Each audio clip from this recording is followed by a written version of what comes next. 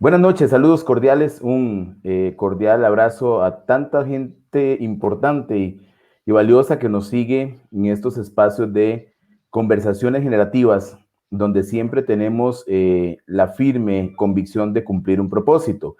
Ese propósito es hacer una devolución, generar reflexión y también devolver aprendizaje a partir de la calidad de las personas que cada noche comparten con nosotros, quienes generosamente hacen estos aportes para fortalecer a través de estos medios como la tecnología uno de esos saberes que existen en la vida, porque está la formalidad, también está la informalidad, está la vida y aprendemos de cada uno de los espacios donde interactuamos los seres humanos y qué más que compartir con gente buena y además profesional, cada uno en su campo, donde nos generan esas reflexiones y estos aportes. Hoy nos quedamos en México, con un tema muy interesante que tiene que ver con ese motor social, ese motor que genera desarrollo a nivel de la humanidad y que cada día seguimos convencidos que es la herramienta, es el instrumento para llegar a tantos seres humanos y buscar un impacto en ese cambio de conductas, porque esperamos que el aprendizaje y los procesos de enseñanza que se generan realmente generen cambio de conducta. Es parte de lo que se propone el sistema y todas estas propuestas con las que compartimos, pero las que se viven día a día en diferentes entornos, en aulas formales, informales, diría yo, pero también a través de los medios virtuales donde ha llegado la educación hoy, en algunos casos, para quedarse. Es un gusto presentar al doctor Cristian Omar Santos, quien es mexicano y también cuenta con una experiencia vasta en temas de educación básica a nivel de formación, pero también es formador de formadores y aporta cada día a que haya más y mejores educadores comprometidos con esa gran pasión que es la docencia y todo lo que sucede en ese maravilloso mundo donde el doctor comparte y también con los aportes que genera a tantos de sus estudiantes en diferentes niveles. Pero bueno, más que una introducción tan formal, antes de llegar a conocer todo lo que significa este tema que vamos a hablar hoy, que tiene que ver con padres, educadores, estudiantes, esa sinergia en esta trilogía de actores tan importantes, sería bonito también conocer un poquito de la trayectoria del doctor Santos. Doctor, bienvenido, gracias, porque sé que ha sido un espacio por ahí muy coordinado en su agenda. Nos tenemos que ir puntual porque tiene también otras tareas y otras actividades, así que vamos a optimizar el tiempo, pero me encantaría también iniciar conociendo a la nobleza del doctor Santos, pero que la describa usted y no yo. Muchas gracias, estimado Manuel. Un gusto estar con este auditorio, estar aquí en Conversaciones Generativas. Me siento muy contento de poder compartir con una persona con tu extraordinaria trayectoria, con esos proyectos que están en marcha. Le agradezco infinitamente la invitación a participar en este programa y sobre todo la oportunidad de compartir, porque el compartir nos ayuda precisamente a que el conocimiento no quede ahí guardado y poderlo llevar a otros lugares, a diferentes países, como es el alcance de tu programa, como es el alcance de este proyecto que se ha convertido en algo maravilloso y del cual tuvimos la oportunidad de platicar y del cual me siento realmente honrado por la invitación. De igual manera, agradecer también a nuestra contacto, que fue la doctora Esther Álvarez, que con mucha con una gran amistad que hemos formado, nos hizo este vínculo contigo. Entonces, muy agradecido de estar en tu programa, de estar aquí y de poder compartir con todo el auditorio. Gracias. ¿Y quién es el doctor Santos? Antes del hacer, vamos a hablar del ser, doctor.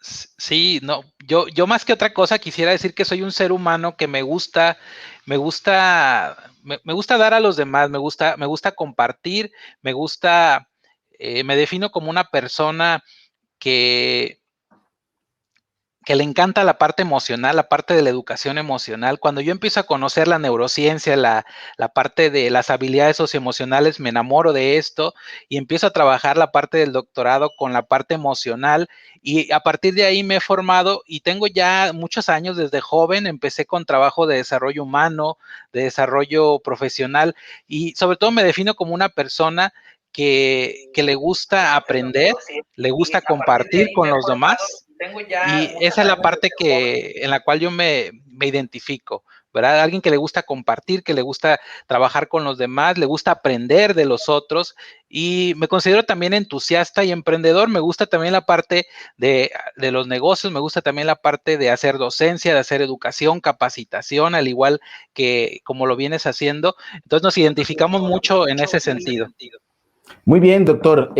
Un gran tema que hoy nos convoca y que tiene que ver en el contexto educativo con esa, diríamos, conexión que se genera entre padres, docentes y estudiantes. ¿Cómo podríamos plantear desde la parte emocional incluso, que es uno de los temas en los cuales usted tiene mucha experiencia, esa conexión? ¿Qué hay de retos en este proceso?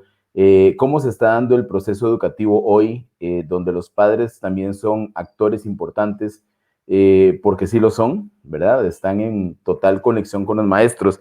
Ahí hacemos algunas consultas, ¿quién es el responsable? Entonces a veces dice, pues el maestro que lo eduque, y el maestro dice, pues en la casa debería empezar. ¿Cómo entendemos esta trilogía, doctor? Sí, justamente como lo defines, es una trilogía de participación compartida. Sin embargo, a partir de la situación del COVID en México, desde marzo de 2020, inicia una transformación en estos roles. Realmente siempre ha formado parte del sistema educativo los padres de familia, los docentes, los estudiantes y los profesores. Sin embargo, la participación de los profesores, de los padres de familia, era hasta cierto punto limitada. Ellos tenían solamente cierta participación en las reuniones, acudían de vez en cuando, veían la situación de sus hijos, y ahora, a partir de esta situación del COVID-19, lo que sucede es que se hace un vuelco totalmente hacia la casa. Aunque los maestros seguimos brindando asesoría a través de las pantallas, algunos tienen que acudir a los lugares donde están los alumnos porque no hay conectividad. La situación de los maestros es muy diversa, es muy cambiante. Sería difícil poderla contextualizar aquí, pero hay profesores desde que tienen que ir al lugar donde trabajan a llevar actividades cada semana o cada 15 días. Hay profesores que sí se pueden conectar. Sin embargo, hay estudiantes que sí tienen las características, las necesidades, la infraestructura para conectarse, y desafortunadamente hay otros que no cuentan con ella. Te cuento, por ejemplo, hablando de eso, uno de mis estudiantes, yo hice una investigación el año pasado donde trabajábamos con alumnos y les preguntábamos dentro de los cuestionamientos que cuáles eran los retos de trabajar en este contexto. Una de ellas, y digo una porque me pareció increíble lo que me dice, maestro, yo tenía que dormirme a las 3, 4 de la mañana, agarrar la computadora a partir de las 10, 11, porque tengo 3 hermanos, únicamente tengo una computadora en casa y la usa mi hermano pequeño, luego sigue el otro, y yo, como soy la mayor, pues me tocaba ya después de las 10 de la noche y terminaba mis actividades de madrugada. Ese contexto se vive en nuestro país. Y fue una de las estudiantes, pero hay otras que no tenían computadora y tuvieron que comprar. Hay otras que se les descompuso, entonces sentían que se les acababa el mundo porque cómo iban a entregar. Y en el caso de los padres de familia, los que son mayores, los que tienen hijos ya estudiando en la universidad, pues podríamos decir que ya tienen esa responsabilidad, ellos ya están formados para solitos autorregularse.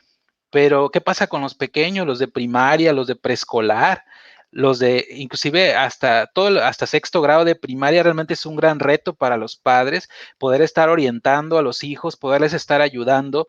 Y es ahí donde muchos papás dicen, bueno, yo estoy aprendiendo también de la escuela, pero también hay otros padres de familia que han tenido muchas dificultades porque hay que decirlo, también hay papás que no tuvieron esa formación, o que no fueron a la escuela, no tuvieron esa oportunidad que nosotros hemos tenido. Entonces, la situación en nuestro país es muy cambiante, es muy diversa, y esa es así una pincelada de lo que yo he estado recopilando ahorita en cuanto a los padres, a los hijos, a los maestros. Los maestros. Bueno, no quisiera abundar, hasta ahí, Manuel. Muy bien, vamos a ir a otros temas. Ahora, doctor, hay algo importante. Mucho de esto, estamos conscientes que la pandemia evidencia algunas cosas y nos hace conscientes de realidades. Por ejemplo, la realidad que usted alegaba ante la carencia de herramientas tecnológicas, cobertura, el compromiso de los países, haber tenido algo que debió haber estado y no estuvo. Entonces esto de una u otra forma también hace más grande la brecha que hay para las oportunidades educativas, cuando vemos también, por ejemplo, la privatización de los sistemas educativos y los sistemas públicos. Todo esto, digamos, ahorita se hace más evidente con la pandemia, pues ha sido mundial y no lo dice usted en un país como México, pero creo y me atrevería a decir, hablo por Costa Rica también, pero pensaría que en otros países, aunque no tengo la evidencia, el comportamiento es muy similar. Ahora, me encantaría hacer un paréntesis acá y poner aparte el contexto de la pandemia, de cómo impacta todas estas necesidades, urgencias y realidades sociales, económicas con respecto al contexto educativo. Yéndonos al tema del conversatorio en cuanto a educación emocional, padres, hijos, maestros. Pensemos que estamos en febrero, pero del 2020, no ha llegado todavía la pandemia. ¿Qué está pasando en el tema educativo? Vamos a ver, con respecto al abordaje de la educación, ¿cómo se está dando la relación entre el padre, el maestro, el estudiante? Porque ciertamente yo creo que todos alegamos que en el pasado éramos los estudiantes un poco más autónomos, más independientes, y luego pues llegan algunos procesos, algunas veces he escuchado educadores que dicen, tengo 32 alumnos y 64 en realidad, porque el padre de familia se convirtió en uno más, el que hace la tarea, el que hace la asignación. Entonces, ¿cómo se puede entender esto? Las épocas cambian, claro, por supuesto, pero siendo yo niño, los papás no intervenían tanto. ¿Qué se da en la educación? ¿Es un tema de calidad educativa? ¿Es una carencia en la formación docente? ¿Cómo podríamos explicar este tema con respecto a estos tres actores tan importantes? ¿Se deja de respetar al docente? Es un tema muy amplio, incluso culturalmente, docentes que son demandados por padres de familia legalmente porque alegan una falta en un estudiante. ¿Qué es lo que sucede, doctor? Sí, si nos vamos al año pasado que estuviéramos en 2020, lo que ocurría era que realmente había una desvinculación de los padres de familia, sí se les consideraba, pero realmente es como el padre de familia participa cuando la escuela lo requiere, cuando hay o cuando tiene alguna necesidad, va al plantel, pregunta, interactúa con padres, interactúa con los maestros en las reuniones, en el caso de los alumnos de educación básica. Y en el caso de los alumnos de educación superior es una situación distinta.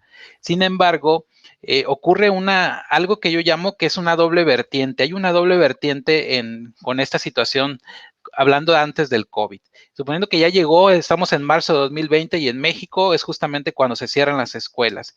Ahí se adquieren nuevas responsabilidades y nuevos compromisos para los cuales ninguno de los actores estaba preparado.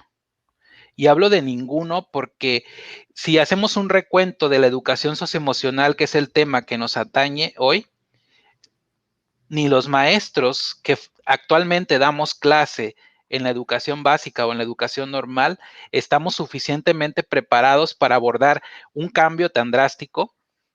Los padres de familia mucho menos, porque ellos se formaron en contextos tradicionales o en contextos donde ya había una educación más de tipo constructivista, una educación un poco distinta a los papás que son jóvenes. Y en el caso de nuestros estudiantes, si la familia no ha sido educada en la parte emocional, no es posible que pueda permear a los niños. La educación emocional se adquiere en casa con los papás, también la pueden vivenciar a través de los ejemplos que los mismos padres les otorgan, pero también a partir de algunos años hacia atrás, la escuela ha formado parte de esta educación socioemocional. Debo mencionar que la educación socioemocional en nuestro país, hablando de México específicamente, inicia en el sexenio anterior. En el sexenio anterior se gestan una serie de transformaciones en el currículum de las escuelas normales y es ahí donde se incluye por fin, después de muchos años, la educación socioemocional en las escuelas normales. En bachillerato, en la educación media superior, ya tenía desde 2007 un programa que se llama Constrúyete, que los estudiantes de educación media superior han estado trabajando desde 2007 y el cual se embona con este programa que se lleva ya en las escuelas normales. Pero si hacemos un recuento, ninguno de los maestros que tenemos en la actualidad egresado de las escuelas normales de nuestro país ha tenido una educación socioemocional como parte de su formación. ninguno. La primera generación va a egresar en 2022. La primera generación que tiene pinceladas de educación socioemocional que le brindó la escuela normal.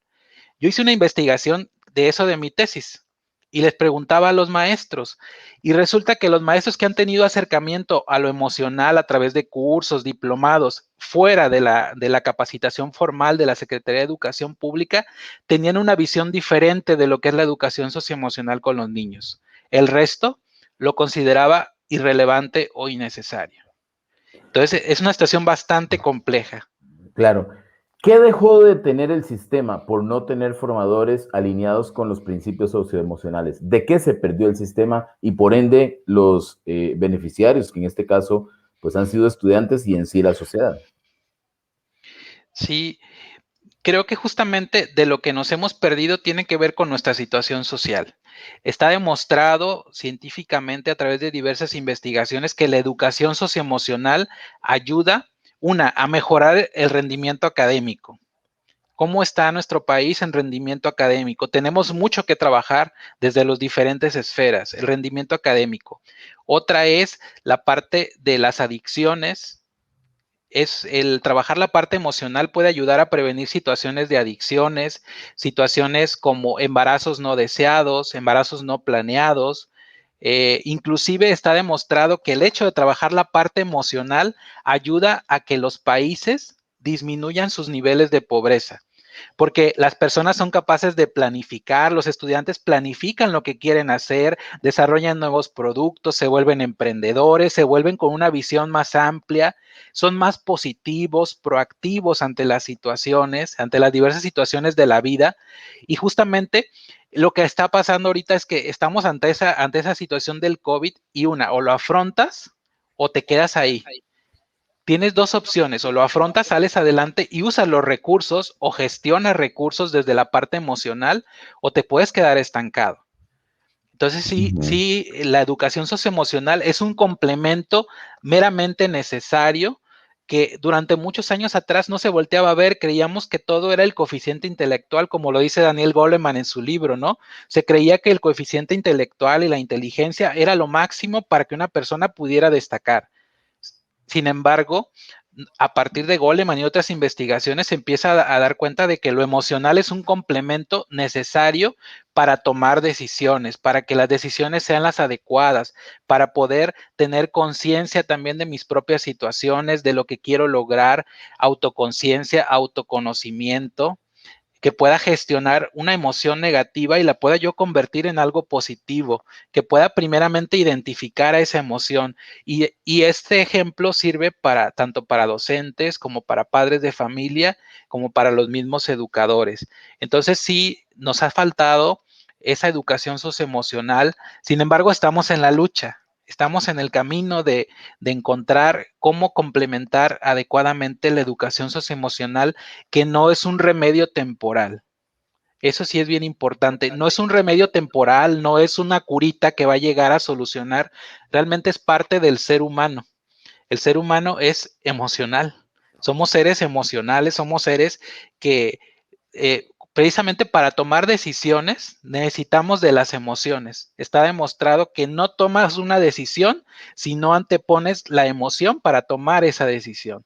Por lo tanto, forman parte de nuestra vida. El hecho es que a partir del 2000, antes del 2000, no pensábamos en las emociones como parte del sistema educativo y tuvimos que empezar a transformar esa forma de mirar el mundo educativo, el mundo familiar, el mundo personal. Claro. Vamos a ver, esto me suena en otras palabras a que todos aquellos principios de inteligencia emocional de Goldman, y que trabajamos en las organizaciones buscando que la gente produzca más ya cuando estamos grandes, pues es trasladar inteligencia emocional a los contextos de la primaria. ¿Es algo así? Efectivamente, es hablar un poco de la inteligencia emocional. Por ejemplo, pudiéramos definir la inteligencia emocional, si hablamos así rápidamente, como un conjunto de algunas habilidades o algunas cuestiones, como por ejemplo, conocer mis propias emociones. en una empresa, en una escuela, en la casa. Si yo no conozco mis emociones, me siento raro, algo me está pasando, pero no sé qué es, no sé cuál es la emoción, es ira, es enojo, es ansiedad.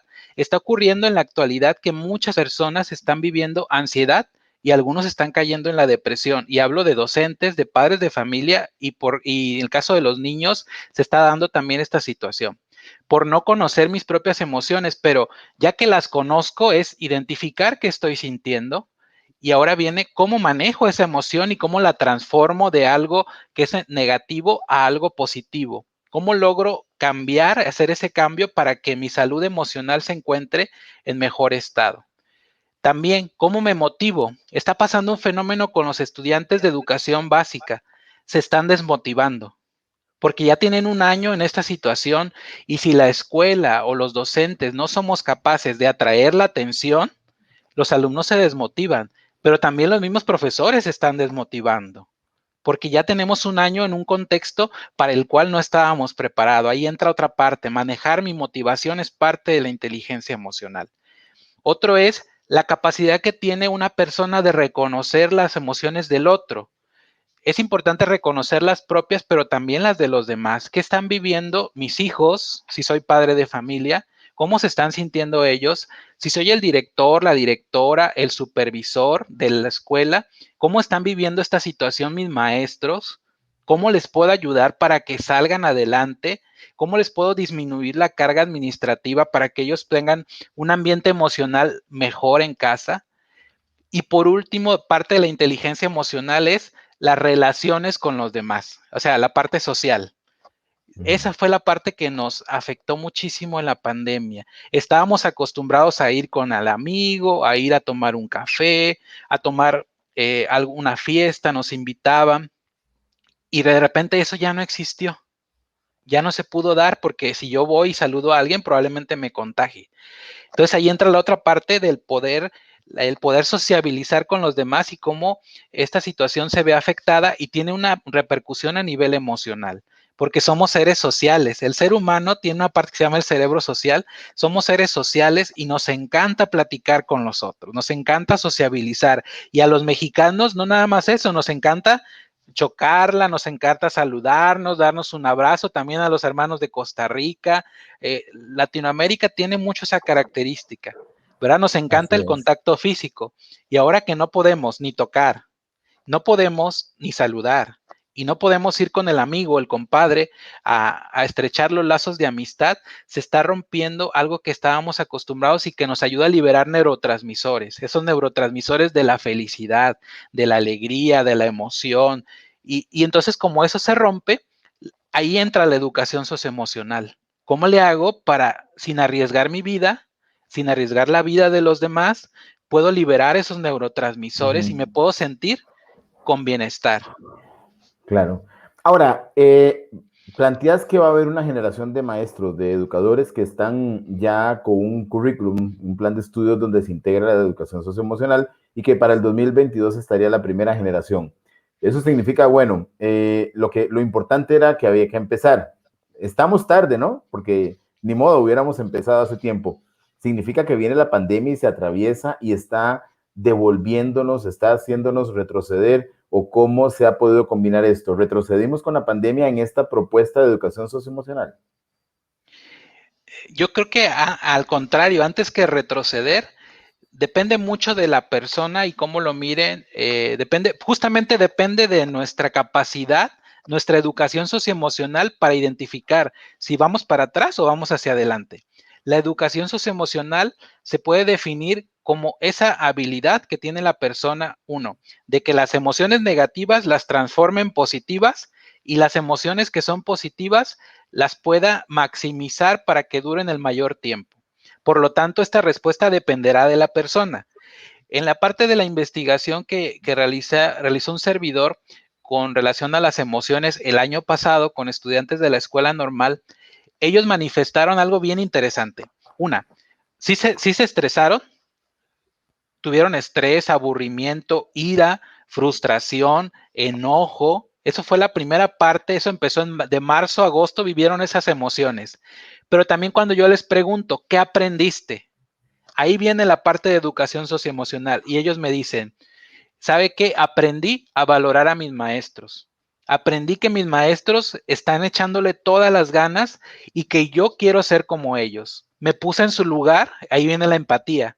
Me puse en el lugar de los maestros y me di cuenta de que están haciendo doble o triple esfuerzo. Pero algo que me encantó, una de las respuestas decía, la respuesta de los muchachos decían, valoré mi profesión como maestro. Me di cuenta que los maestros tenemos una gran misión y tenemos la capacidad de transformar la vida de los demás. Si estamos preparados en lo emocional, tenemos una gran labor con nuestros estudiantes. Son alumnos de telesecundaria. Entonces, como a la par de que hubo situaciones, emociones negativas, ahí viene la educación socioemocional, cómo ellos son capaces de dar el vuelco y decir, pero también aprendí. Algo que resaltan muchísimo también es que ellos aprendieron a manejar la tecnología.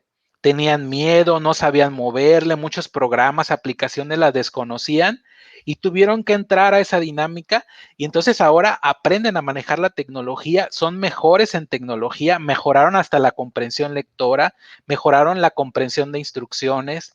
Todo eso lo relatan los alumnos en esta investigación y es parte de la educación socioemocional, porque si no hubiera educación socioemocional estaríamos sumergidos en lo negativo, en las emociones negativas, en la frustración, la ira, el coraje, el por qué llegó esta situación del COVID y estaríamos en la lamentación. Y ellos lograron dar el brinco desde la emoción negativa a transformarla en lo que aprendieron, en algo proactivo. Claro. Doctor, ¿cuáles pueden ser recomendaciones para un maestro o un educador en el nivel básico, en el nivel medio, en la prepa, en la universidad, para incorporar en su dinámica pedagógica y en el proceso de enseñanza-aprendizaje la educación socioemocional? ¿Cuáles pueden ser técnicas? Bien, qué interesante esta pregunta, Manuel, bastante interesante.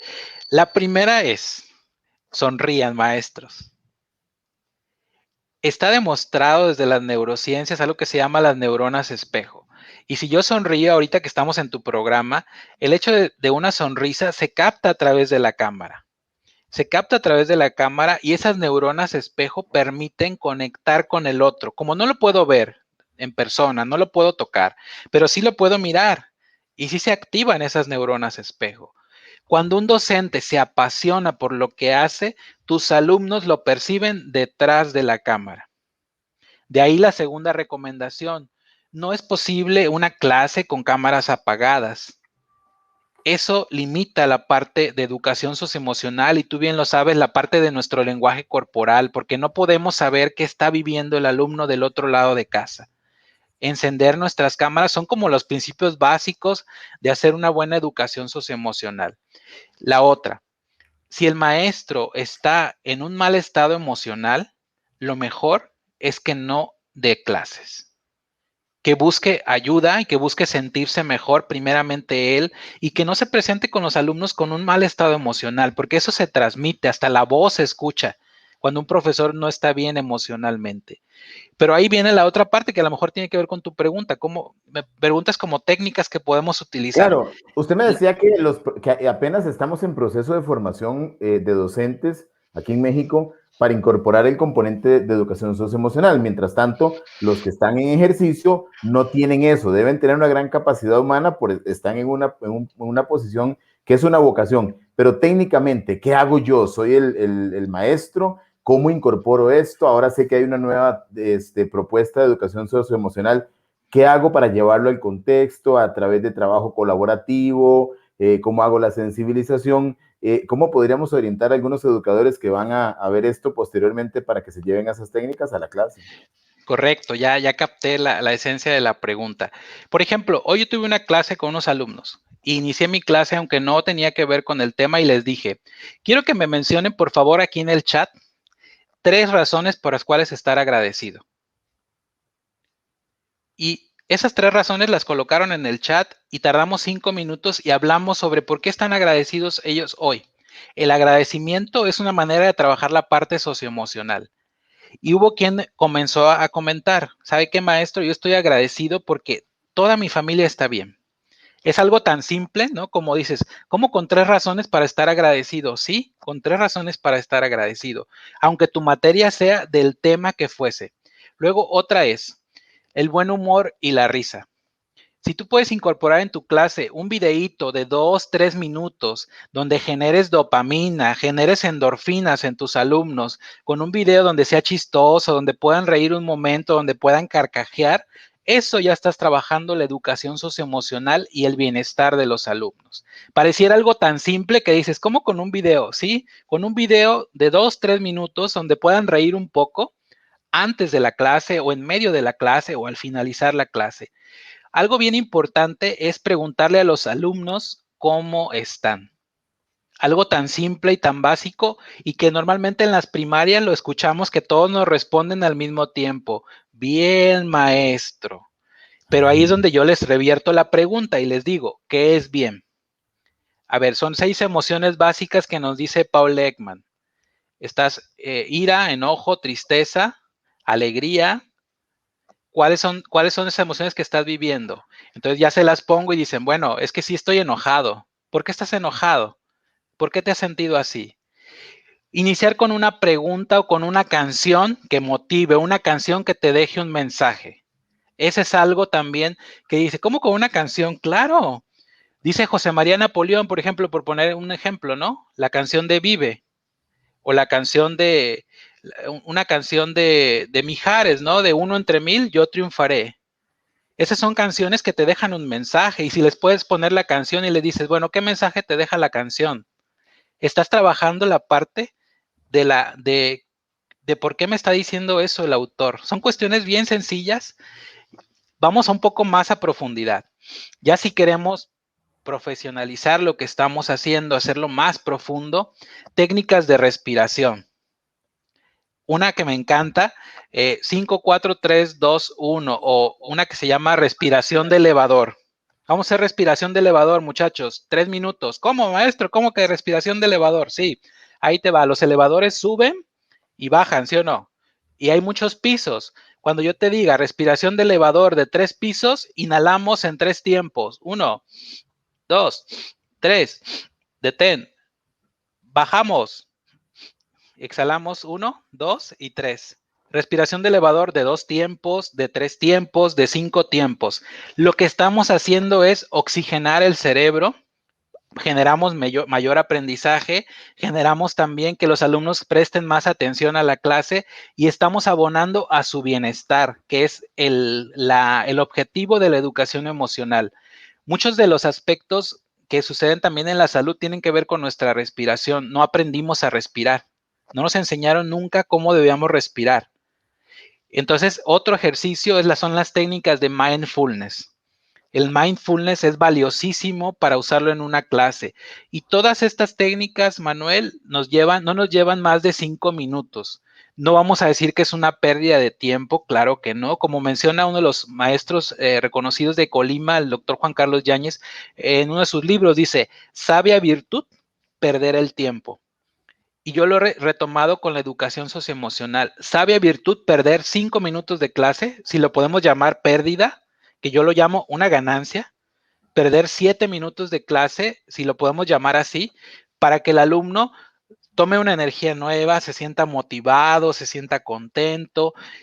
Otra cosa importante y que de ahí debe haber comenzado es conozcan bien a sus alumnos.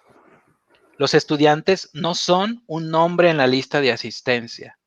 Los estudiantes son seres humanos que están detrás, que tienen situaciones, están viviendo enfermedades, están viviendo situaciones complejas.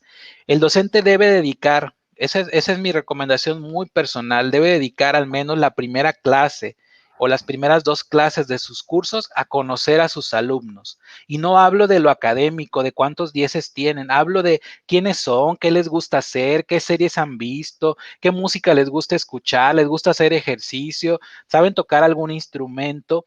Esa es la parte de humanizar la educación, pero también de generar bienestar en los alumnos.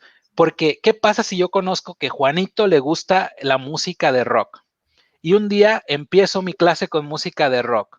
Yo sé que Juanito lo voy a jalar luego con esa música porque a él le encanta. O él me comentó que le gustaba un artista Y entonces ese día inicio la clase con esa artista y les digo, ¿esta clase a quién creen que se la vamos a dedicar? Juanito sabe que es para él, ¿no? Y entonces Juanito se siente el niño más importante de la clase durante ese día porque el maestro le puso la canción favorita o le puso el personaje favorito ahí en la pantalla. Por eso tenemos que conocer a nuestros estudiantes, por eso hay que dedicarle tiempo a escucharlos, a conocerlos, y no estoy hablando de cuánto sacaste de calificación el año pasado, te gustan las matemáticas, no, esas preguntas ya quedaron en el pasado, ahora es, ¿qué te gusta hacer, Juanito? ¿Con quién vives? ¿Vives con tus papás? ¿Vives con tu abuelita? ¿Cómo te relacionas con ellos? A ver, platícame qué hiciste el fin de semana, qué haces ahorita que estás en tu casa. Eso es conocer a nuestros alumnos, eso es ampliar esa visión a una educación humana, una educación integral, una educación también donde se tomen en cuenta las emociones que viven los alumnos. Maravilloso, maravilloso porque cualquiera podría decir, sí, claro, es sentido común, pero ese sentido común muchas veces está lejos de una práctica pedagógica que tanto puede impactar. Imagínense esos 5 o 7 minutos que se puedan dedicar a generar esa motivación incluso colectiva a partir de lo que le dedicaron la canción a Juanito, pero todos la van a disfrutar porque saben que otro día ellos pueden ser los elegidos, ¿no? Entonces, Exactamente. eso es maravilloso, pero realmente es interesante. Lo que me dan ganas es como de pensar en regresar yo a las aulas y tantas posibilidades de cosas que pude haber hecho mejor, incluso en contextos con niños en situación especial, con algunas situaciones por ahí, donde uno busca hacer lo mejor por ellos y en general por todos, pero qué montón de técnicas tan valiosas para implementar el día que regrese a un aula o para que otros colegas también las puedan aplicar. Vamos a ver, el tema de los docentes en este caso, usted lo plantea de una manera maravillosa y es su conocimiento, su expertise, su formación en el campo. ¿Hay compromiso docente? Y se lo pregunto por lo siguiente. Lamentablemente en muchos países de América Latina la docencia ha sido asumida desde una profesión más. No puedo hablar ni generalizar porque hay educadores sumamente convencidos y apasionados de eso que más que una profesión es una vocación.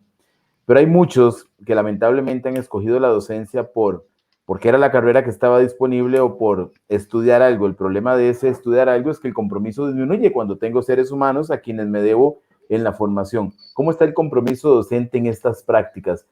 ¿Percibe que se han abierto los docentes a llevar esto al aula o hay resistencia? Yo considero que hay resistencia de parte de los maestros, tiene que ver con una cuestión cultural, tiene que ver con nuestra formación, con cómo fuimos formados. Un docente formado en un contexto tradicional, en un contexto donde a mí no me interesa qué música te gusta, me interesa que me dé resultados en la clase. En un contexto de esos, obviamente va a reproducir ese tipo de comportamientos con sus alumnos. Aquí el punto es que esta situación que estamos viviendo de la pandemia puede ser un punto de quiebre para muchos maestros para reconocer justamente, para reconocer la importancia que tiene primero en su vida las emociones, primero en la propia vida del profesor, para de ahí partir hacia los estudiantes. Uno de los errores típicos o de la situación compleja es que se quiere empezar con los alumnos, trabajar la emoción cuando el maestro no ha trabajado las emociones, cuando el maestro se resiste, cuando el maestro dice, yo no, que le entren los alumnos. Y entonces nadie da lo que no tiene. No es posible que yo otorgue a mis alumnos algo que yo no desarrollé primero, ¿verdad?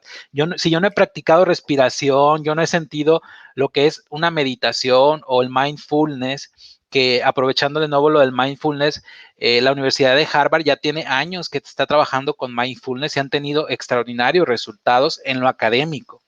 Entonces vean toda la ventaja que te puede dar.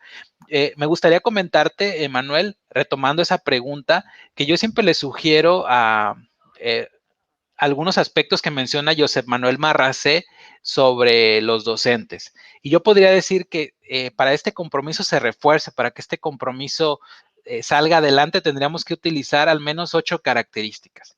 Una, el maestro tendría que ser capaz de sentir emociones y comunicarlas, aunque estemos presencialmente o a través de la pantalla.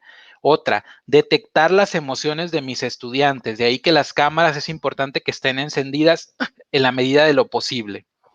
El acompañamiento de los maestros debe ser significativo y deben ejercer una autoridad significativa. Pero la palabra autoridad, dice Josep Manuel Marracé, ha sido mal interpretada. Autoridad viene de auctoritas, que significa ayudar a crecer. No es la autoridad del maestro que te castiga, que te sanciona, no. Autoridad es que el profe sea capaz de ayudar a crecer a su alumno. Cuando el alumno lo vea y diga, este alumno yo lo voy a ayudar a que crezca, que sea una mejor persona. No estoy hablando de lo académico en este momento, hablo de que un mejor ser humano. Esa es la verdadera autoridad que debemos tener los docentes, no tan solo en este contexto, sino en el contexto de la educación emocional. Otra característica que puede ayudar a los maestros es buscar cualidades y no defectos. Algo que es típico es que normalmente buscamos lo que no están haciendo bien nuestros alumnos. Mira, es que tú siempre haces mal esto y le señalamos lo que no hace bien. Hay que buscar las cualidades del alumno, resaltar lo que está haciendo bien, enfocarlo en sus ventajas, en sus fortalezas. Y eso es construir esperanza, darle al alumno la esperanza de que puede tener un mejor futuro y tiene que ver con lo didáctico, con lo pedagógico, el efecto Pigmalión. El efecto Pigmalión es que el profesor se haga una imagen mental positiva del alumno y del grupo, porque si tú los ves como que va a ser un excelente grupo, al final eso es lo que va a resultar. Va a ser un grupo extraordinario. Y si tú ya vas predispuesto a que es el peor grupo de la escuela, ese grupo no lo quiero, ese grupo es muy problemático, ya estuvo en que así va a ser. Y por último, otras recomendaciones de Marracé serían, el maestro tiene que mejorar personalmente. No es posible que pretenda que mejoren mis estudiantes si no busco mejorarme primero yo. Y debe haber un auténtico interés. Si yo no me propongo ser mejor como profesor, como ser humano, no es posible que lo quiera dar a los demás. Esas serían como algunas pinceladas de lo que menciona Josep Manuel Marracé en su libro que se llama La alegría de educar. Claro, y ahí tienen también grandes retos los señores directores y directoras de escuelas con un equipo de educadores a quienes necesitan sensibilizar para llevar esto mientras no existan nuevas generaciones ya que vengan con la formación o la sensibilización más, digamos, desarrollada, ¿no? Porque esa parte que usted me habla de resistencia, recordemos que también somos los educadores referentes para los comportamientos que los alumnos pueden llegar a desarrollar.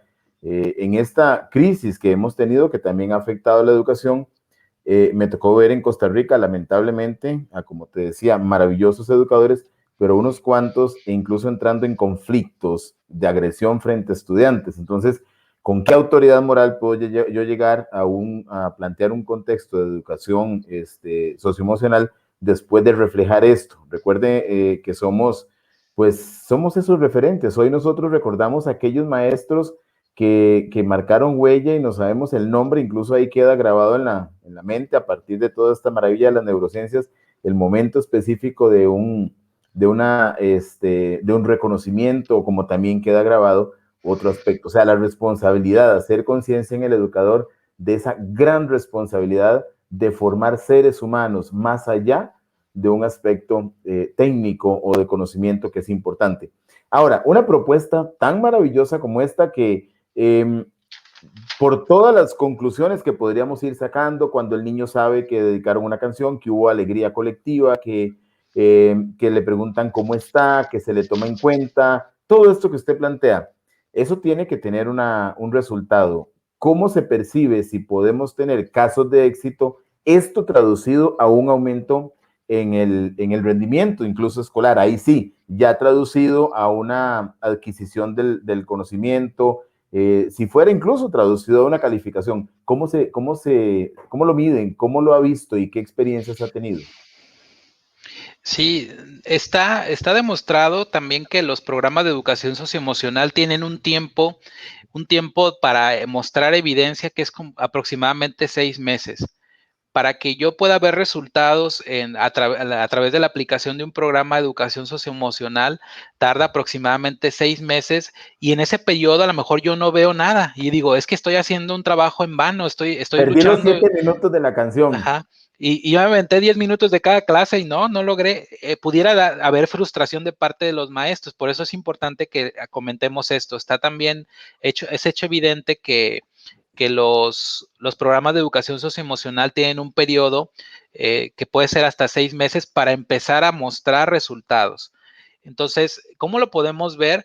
Pues la actitud del niño, porque están motivados, porque quieren estar en la clase, porque un niño que está motivado en la clase, y no me dejarán mentir los maestros que están escuchando, cuando te dan una capacitación y la capacitación te atrapa, tienes tu cámara encendida y quieres ver lo que están diciendo.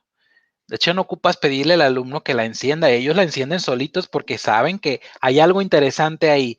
Y es el principio de la curiosidad que viene de las neurociencias. Si hay curiosidad, entonces me dan ganas de aprender, y si me dan ganas de aprender, puedo retener mejor la información, y eso se va a ver reflejado también en sus calificaciones, en sus conductas, en sus actitudes, y en que el alumno empieza a ser distinto, empieza a también a tener actitudes diferentes en clase, a tener más participación, más empatía, más armonía, porque todo eso lo refleja el ambiente que se genera en clase, los ambientes virtuales de aprendizaje incluso. ¿Por qué creen que algunas aplicaciones como Zoom, por ejemplo, tienen la capacidad de hacer grupos? Porque eso obedece a un principio básico que es, yo necesito interactuar con mis alumnos, pero Ujú, también ellos necesitan entre ellos platicar en privado. ujú, ujú, Entonces, por eso Zoom te da esa característica, está pensado desde esa perspectiva. El hecho de hacer grupos y decirles, les doy 10 minutos para que platiquen de lo que ustedes quieran. Eso también es educación socioemocional, porque les estoy haciendo que ellos platiquen como si estuvieran ahí en la escuela en el receso. Y ahorita se perdió, ¿verdad? ujú. Es lo que pudiera Claro. comentar. Sí, sí, sí, definitivamente impacta para sumar, impacta para generar motivación incluso por el proceso educativo por parte de los estudiantes. Ahora, como propuesta, ¿existe alguna estructura, por ejemplo, para educadores en primaria, secundaria?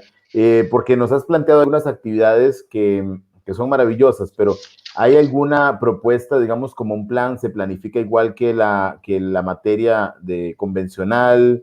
Serie de actividades, recursos, porque ahí es donde se requiere también las competencias para poder llevarla adelante, ¿no? ¿Cómo la planifican, más bien?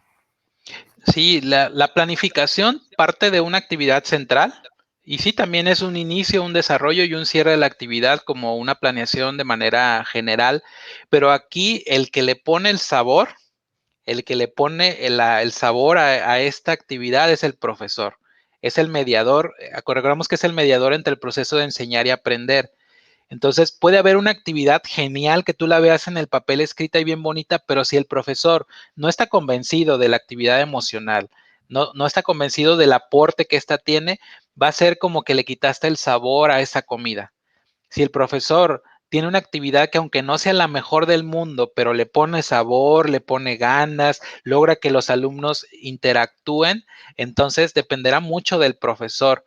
Aquí sí tiene que ver eminentemente la cualidad que tenga el profesor y el amor que tenga para apropiarse de lo emocional y poderlo llevar al contexto de los niños o de los adolescentes, o el caso de las universidades o las normales, los adultos. Entonces hay que ponerle una pizca de pimienta, una pizca de sal, hay que ponerle amor, hay que ponerle motivación, esos ingredientes para que pueda realmente la secuencia didáctica surtir efecto. En el caso de los programas de educación básica, el programa nos sugiere ya algunas estrategias que son muy buenas, nos sugiere también hasta formas de evaluar, nos da algunos indicadores para evaluar las diferentes habilidades socioemocionales, el autoconocimiento, la autorregulación, la empatía. Es decir, que si queremos elaborar un instrumento, tenemos ya indicadores que nos da la misma Secretaría de Educación. En el caso de educación media superior, Constrúyete también te da secuencias ya diseñadas, bien bonitas, la verdad están bien padres. Te da también recursos, te da videos para que los puedas compartir con los alumnos, te explica para qué sirve la actividad, cuánto tiempo dura, cuántos alumnos pueden participar. En el caso de educación superior, no hay todavía algo así en el caso de las normales, pero sí estamos viendo temas como educación emocional, neurociencias, técnicas y estrategias de educación socioemocional como parte de la currícula. Y eso ya va a ser unos maestros distintos. Nuestros profesores de 2022 deben de tener una visión ya totalmente diferente de lo que es enseñar desde el corazón, enseñar desde esa perspectiva, y yo espero que nuestros alumnos, no tan solo los del 2022, sino también ya empecemos a trabajar con ellos y que nosotros empecemos a hacer el cambio. ¿Está la propuesta en todo México o está sectorizada de esta La, formación docente? ¿Es a nivel país? Sí, México es el primer país a nivel Latinoamérica que tiene en su currículum formal la educación socioemocional como propuesta. Ya la tiene incluida a partir de 2016 con el nuevo modelo educativo de Enrique Peña Nieto. Ahí surge la parte de educación socioemocional. Ahorita, en el caso de Andrés Manuel, en el caso del nuevo gobierno, sí se sigue incluyendo todavía como parte de la currícula y es un gran logro, es un gran logro porque es el primer país en Latinoamérica que tiene como parte del currículum a partir de 2016. Ahora el reto es apropiarnos, enamorarnos, vivir la parte de educación socioemocional para poderla compartir con nuestros estudiantes.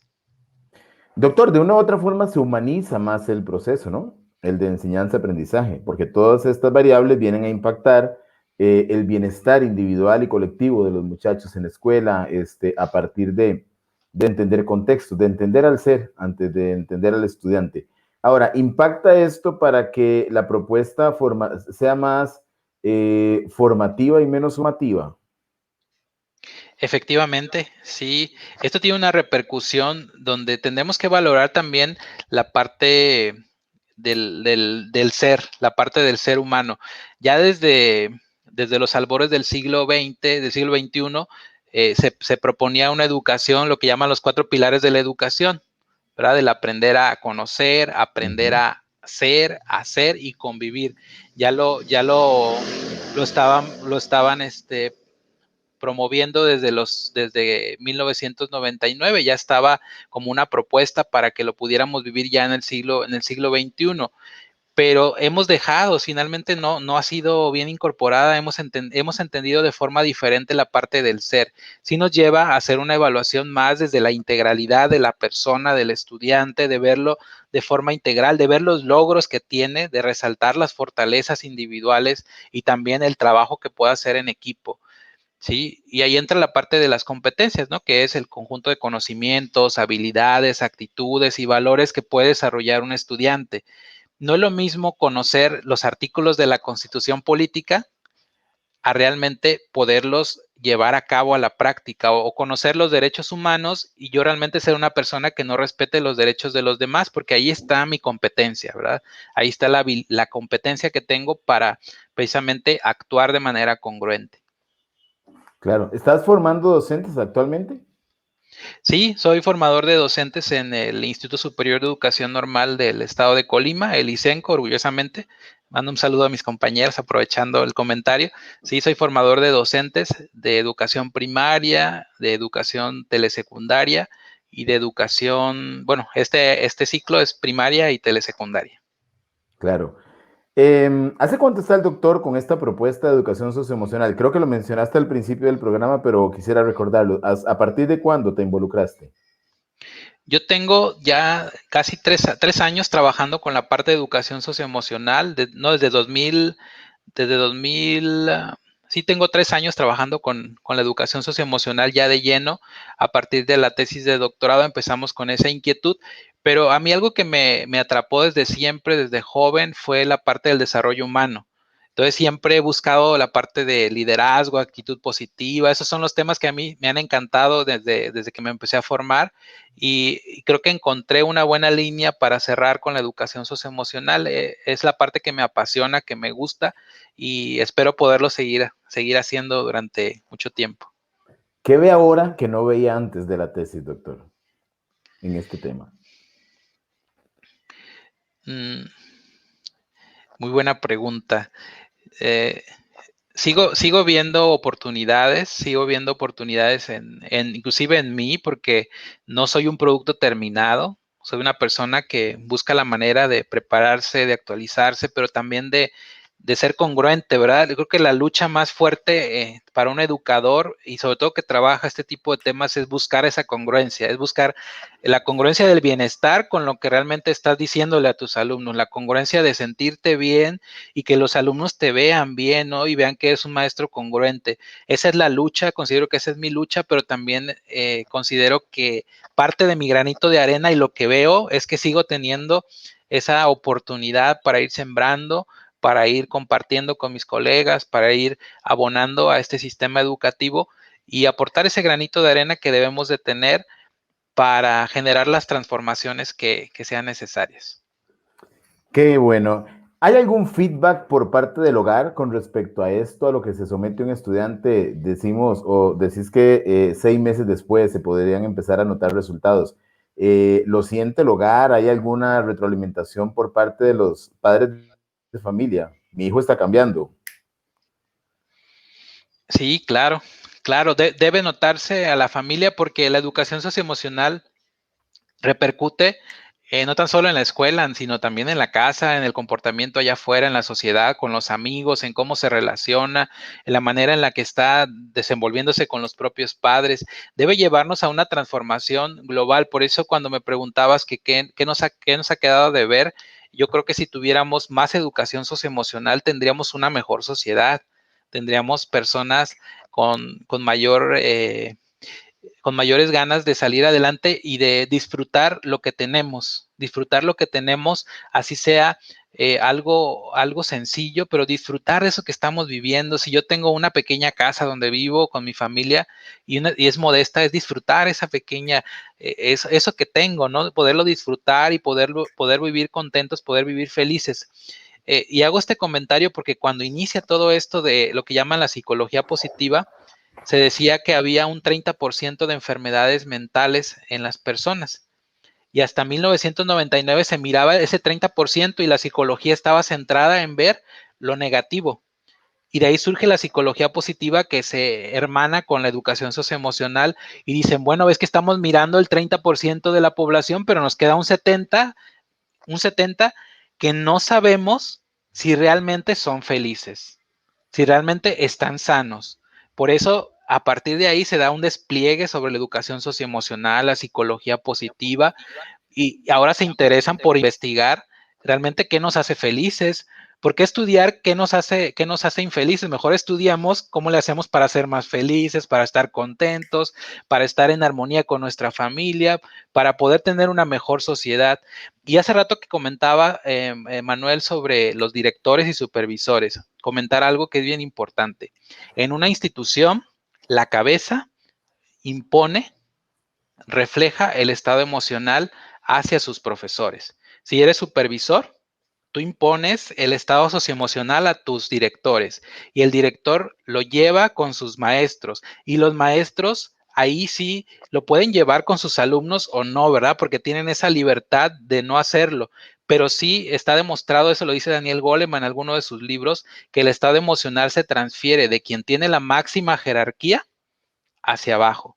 Entonces, no nada más es el supervisor, la autoridad, sino también impone el estado emocional. De ahí que no nada más los maestros, sino también supervisores, directores, como bien lo comentó hace un momento, tengamos que prepararnos en la educación socioemocional.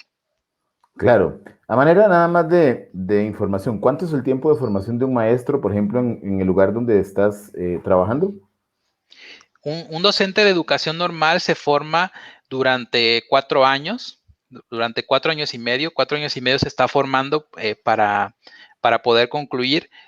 No son 5 años con todo y ya tesis y todo el trabajo que Ujú. se hace al final, son 5 años los que lleva Excelente. poder terminar su carrera y, y pues no es un trabajo que se dé de la noche a la mañana, implica la práctica con los niños, implica la parte de las diferentes materias, la parte de la teoría que hay que aprender, la práctica, que eso también ha sido diferente ahora. Ellos están practicando a través de las pantallas, les está tocando vivir esto que vivimos como maestros. Ellos Claro. practican a través de las computadoras, no van a las escuelas. Entonces, son 5 años los que los docentes en formación cumplen su periodo para poderse graduar. Doctor, nos vamos, hay un compromiso de tiempo, tiene otras actividades y prometimos la hora. Estamos a escasos 2 minutos, 1 minuto y 10 para cerrar, pero quiero hacer el cierre diciéndole que el tema es bueno.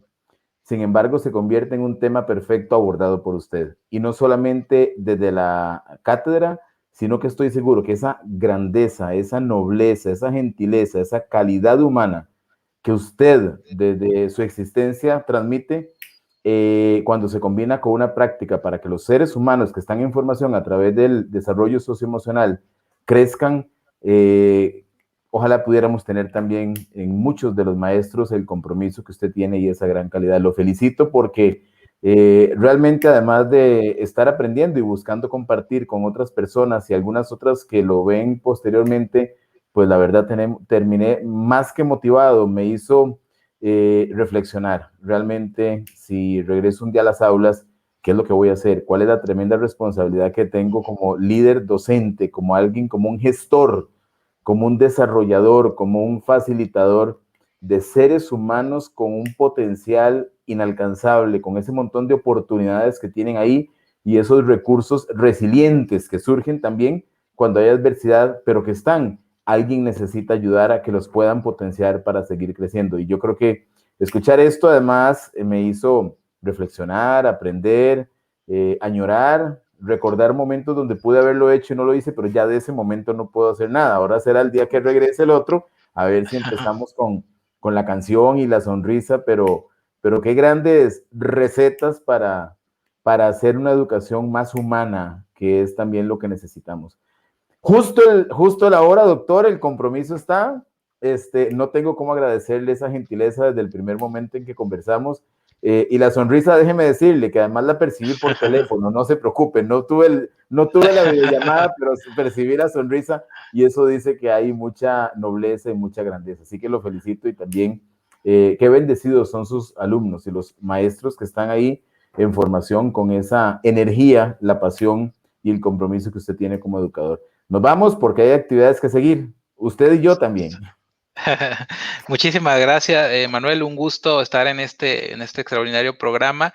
Y yo estoy seguro que cuando regreses a las aulas, porque sé que así va a ser, por lo que platicábamos con anterioridad, seguramente vas a seguir siendo un extraordinario docente, porque he visto tu calidad de persona, la calidad también que tienes y esa visión empresarial, esa visión de lograr más, eso también se impregna en nuestros alumnos y estoy seguro de que cuando sea ese momento seguramente vas a tener extraordinarios resultados. Muy agradecido por estar en este Igualmente, programa. doctor. Un abrazo para todo el auditorio, para los diferentes lugares que nos escuchan y sobre todo muy contento de poder haber compartido con todos ustedes. Gracias por enseñarnos tanto. Así que nos vamos, gracias a la gente buena que ha estado por ahí y otras que se van a unir posteriormente con esta reproducción, porque así lo hacen, y alguna otra gente a quienes se los compartimos posteriormente. Y buenas noches y seguimos trabajando, doctor. A ver si vamos a poner la sonrisa para seguirle echando ganas hasta la madrugada. Claro, así debe ser. Buenas noches. Hasta Gracias. pronto, buenas Hasta luego. noches.